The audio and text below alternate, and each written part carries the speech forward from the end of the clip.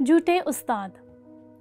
हमें किसी भी ऐसे शख्स से गुमराह होने से बचना है जो गलत अकीदा की तालीम देता है। जैसा कि हम मत्ती की अंजील में देख चुके हैं, यीशु के सबसे बड़े मसाइल में से एक ना सिर्फ मुनाफिकत का सामना करना था, बल्कि झूठे उस्ताज़ा का सामना करना भी था, जो गलत अकीदा सिखा रहे थे। और इस गलत नज़रिए का माखज़ मजहबी रहनुमा थे, जिनमें बुनियादी तौर पर फरीसियों का गिरोह शामिल था। एक और गलत नज़रिए का हामिल गिरोह था जिसे सदूकी कहते थे, और यीशु ने इसराइल में मौजूद दोनों गिरोहों में पाए जाने वाले गलत नज़रियात का मुकाबला किया। और जाहिर है, चूँकि ये अफराद मजहबी रहनुमा थे, इसलिए वो तमाम यहूदियों पर असर रखते थे। यहूदी इन लोगों को अपने रूहानी रहनुमा के तौर पर देखते थे, उनके रूहानी पेशवा, उनके रूहानी चरवाहे और उस्ताज़ा। और यकीनन रसूल खुद इससे मुतासिर हुए थे, क्योंकि यीशु मसीह के बुलाने से पहले वो इस तमाम झूठी तालीम से वाकिफ़ हो चुके थे। लिहाजा यीशु झूठी तालीम का मुकाबला कर रहा है। लेकिन इसी दौरान, जैसा कि हम देख चुके हैं, वो रसूलों को एक अजीम सच्चाई की तालीम भी दे रहा था, क्योंकि वो अपनी खिदमत और इरशाद आज़म को अंजाम देने के साथ साथ झूठी तालीम का भी सामना करेंगे। लिहाजा हमारे पास यहाँ एक ताकतवर सबक है कि यीशु 4000 लोगों को खाना खिलाने के नतीजे में रसूलों को सिखाने वाला है। इस गैर कौम की दुनिया जिसे हम पहले देख चुके हैं। लिहाजा मत्ती की अंजील इसके 16वें बाब की 5 से 7 आयत में यहाँ हमारे पास ज़बरदस्त सबक है। शागिर्द दूसरे किनारे पर पहुँच गए और रोटी लेना भूल गए, और फिर यीशु ने उनसे कहा, खबरदार, फरीसियों और सदूकियों के खमीर से होशियार रहना। अब जहन में रखें, वो मशरकी साहिल पर हैं जहाँ उन्होंने खाना खिलाया, जहाँ यीशु ने 4000 को खिलाया।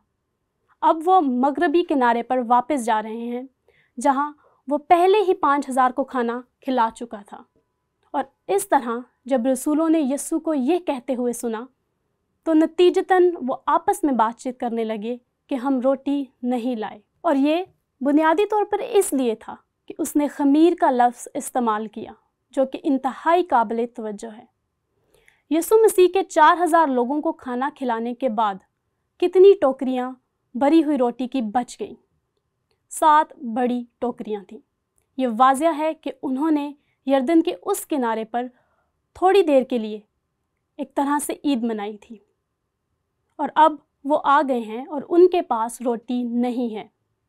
वो इस रोटी में से कुछ भी अपने साथ नहीं लाए थे, और यहाँ वो सोचते हैं कि यीशु वाकई उनसे नाराज़ है, और इस तरह यीशु उन्हें झूठी तालीम की याद दिलाता है।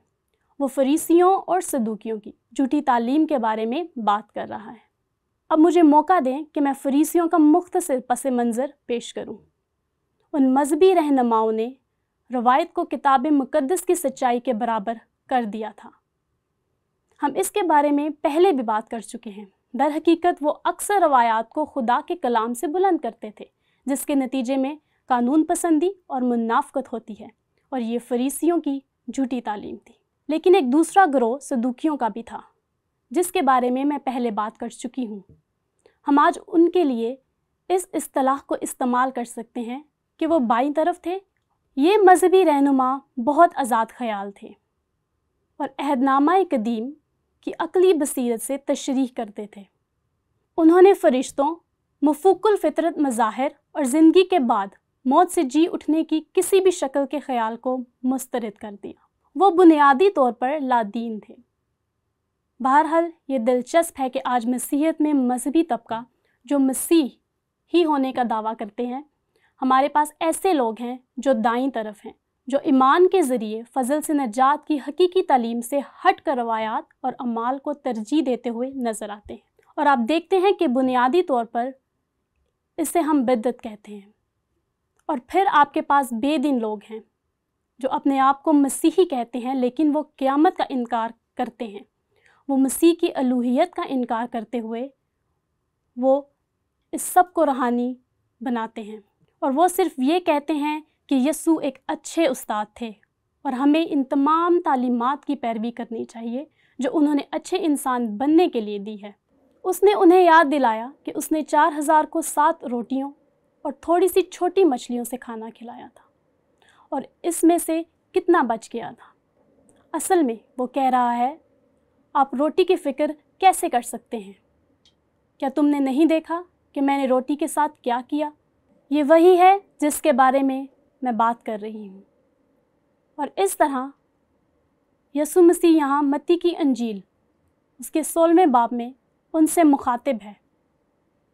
تم کیوں نہیں سمجھتے کہ جب میں نے تم سے کہا خبردار فریسیوں اور صدوقیوں کے خمیر سے ہوشیار رہنا، اور پھر وہ سمجھ گئے کہ اس نے انہیں روٹی میں خمیر سے نہیں بلکہ فریسیوں اور صدوقیوں کی تعلیم سے ہوشیار رہنے کو کہا تھا، باطل نظریہ سے ہوشیار رہنے کے لیے۔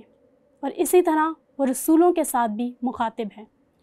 جب کلیسیا کا آغاز ہوا، جھوٹے اساتذہ ایک سنگین چیلنج بنتے رہے۔ اسرائیل کے زمانے سے کلیسیا کے زمانے سے یہاں تک کہ آج تک جھوٹے استاد رہے ہیں۔ پہلی صدی کے لحاظ سے پالوس نے ان لوگوں کی مذمت کی جو مسیح کے رسول ہونے کا دعویٰ کرتے تھے، لیکن دراصل وہ شیطان کی نمائندگی کر رہے تھے۔ چنانچہ پالوس کو ان کا سامنا کرنا پڑا جب وہ اپنے مشنری سفر پر تھا، کیونکہ اس نے بنیادی طور پر کہا کہ شیطان اپنے آپ کو نور کے فرشتے کا روپ دھارتا ہے، اور اسی طرح جھوٹے اساتذہ بھی ہیں۔ آج ہمارے پاس وہ جھوٹے استاد ہیں۔ پالوس نے اس کی مذمت کی۔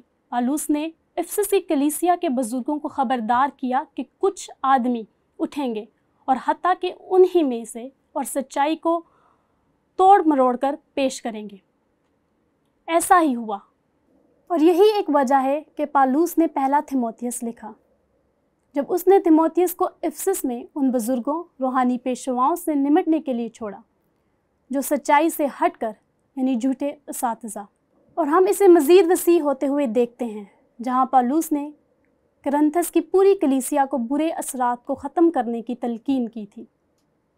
آپ جانتے ہیں اس نے کیا کہا، خمیر یا آمیزش، اور اسی طرح یسوع نے اس اصطلاح کو رسولوں کے ساتھ استعمال کیا تھا، اور یہاں پالوس رسول اسے یسوع مسیح کی کلیسیا کو جھوٹے اساتذہ سے ہوشیار رہنے کی تعلیم دینے میں استعمال کر رہا ہے۔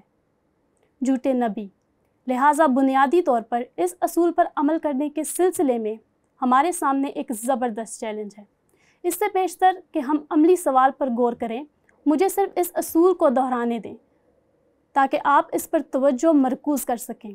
وہ اصول یہ ہے کہ ہمیں کسی بھی ایسے شخص سے گمراہ ہونے سے بچنا ہے جو غلط عقیدہ کی تعلیم دیتا ہے، جو پھر ہمیں عملی سوال کی طرف لے جاتا ہے۔ ہم جھوٹے عقیدے سے متاثر ہونے سے کیسے بچ سکتے ہیں؟ ویسے اس سوال کے بہت سے جوابات ہیں، لیکن میں آپ کو اس کے 2 جواب دوں گی۔ پہلا لیڈروں سے تعلق رکھتا ہے۔ ہمیں کلیسیا میں ایسے قائدین کی ضرورت ہے جو صحیح تعلیم میں تربیت یافتہ ہوں۔ تیتس 1:9 جہاں پالوس کلیسیا میں رہنمائی پیشوں کی لیاقت کو بڑی گہرائی سے بیان کرتا ہے۔ پالوس تیتس کو بتاتا ہے، اور ایمان کے کلام پر جو اس تعلیم کے موافق ہیں قائم ہو، تاکہ صحیح تعلیم کے ساتھ نصیحت بھی کر سکے اور مخالفوں کو قائل بھی کر سکے۔ اور میں صرف یہی کہوں گی کہ یہی ایک وجہ ہے کہ میں ذاتی طور پر لائف ایسنشل اسٹڈی بائبل کو سیکھنے کے لیے پرعزم ہوں۔ ہمارے پاس یہ اصول اور یہ ویڈیوز ہیں، اور یہ پوری دنیا کے پادریوں اور روحانی پیشواؤں کے ہاتھ میں ہیں جن کے پاس کوئی بنیادی سیمنری کی تربیت نہیں ہے، اور انہیں صحیح تعلیم کی ضرورت ہے۔ انہیں صحیح تعلیم دینے میں ان کی مدد کے لیے کچھ درکار ہے، اور جس طور سے یہ سر انجام پا رہا ہے اسے دیکھ کر ہم واقعی پرجوش ہیں۔ اور یہ حقیقت کہ ہم بائبل کو لوگوں کے ہاتھوں تک پہنچانے میں کامیاب رہے ہیں، میں فلپائن کے خادمین کی مثال آپ کے سامنے رکھنا چاہتی ہوں۔ ہم نے حال ہی میں 50 بائبلیں بطور تحفہ پیش کی اور انہیں تربیت دی کہ بائبل کو کیسے استعمال کیا جائے، اور ان کے پاس کوئی سیمنری کی تربیت نہیں تھی، کوئی باقاعدہ تربیت نہیں تھی۔ تو ہمارے لیے دعا کریں، کیونکہ یہ ہمارے مقاصد میں سے ایک ہے۔ ایسے لیڈرز کے پاس پہنچنے میں مدد کریں جن کے پاس صحیح تعلیم ہو، وہ جانتے ہیں کہ ٹھوس تعلیم کیا ہوتی ہے۔ دوم، ہمیں کتاب مقدس پر تحقیق کرنے کی ضرورت ہے تاکہ یہ یقینی بنایا جا سکے کہ ہمیں جو کچھ سکھایا جا رہا ہے وہ خدا کی سچائی ہے یا نہیں۔ بہت سارے جھوٹے استاد آ چکے ہیں اور ہمیں کتاب مقدس کی کھوج کرنے کی ضرورت ہے۔ ہمیں کتاب مقدس پر تحقیق کرنے کی ضرورت ہے، کیونکہ یہ کلام کے وسیلہ سے ہی ممکن ہے کہ ہم یہ جان سکتے ہیں کہ یہ سچ ہے یا نہیں۔ اعمال 17:11 میں ہم بیریا کی کلیسیا کے متعلق قابل تحسین الفاظ پڑھتے ہیں۔ جب پالوس اور سیلاس اور تیموتھیوس بیریا میں آئے، انہوں نے بڑے شوق سے کلام کو قبول کیا اور روز بروز کتاب مقدس میں تحقیق کرتے تھے کہ آیا یہ باتیں اسی طرح ہیں۔ اور ہمیں روزانہ کتاب مقدس کا جائزہ لینے کی ضرورت ہے کہ آیا یہ چیزیں ایسی ہیں یا نہیں۔ یہ ایک بہت ہی اہم نقطہ ہے۔ میں ایک مذہبی نظام میں پلی بڑھی ہوں۔ میں لوگوں سے پیار کرتی ہوں۔ میرے ارد گرد ایسے لوگ تھے جو سچائی کا پرچہ کرتے تھے، لیکن وہاں ایسی تعلیم بھی تھی جو واقعی میرے لیے الجھن کا باعث تھی، اور مجھے ایک نئے تبدیل شدہ شخص کے طور پر یاد ہے میں صرف 16 سال کی تھی، اور جو کچھ میں سن اور سیکھ رہی تھی یہ میری سمجھ بوجھ سے بالاتر تھا۔ یہ منطقی نہیں لگتا تھا، اور اس طرح مجھے ایک بہت بڑا چیلنج درپیش تھا۔ اور مجھے اپنے گھر میں بیٹھنا یاد ہے جہاں میں رہتی تھی، اور وہ کھیت بھی جس میں میں پلی تھی، اور میں نے اپنی بائبل کھولی۔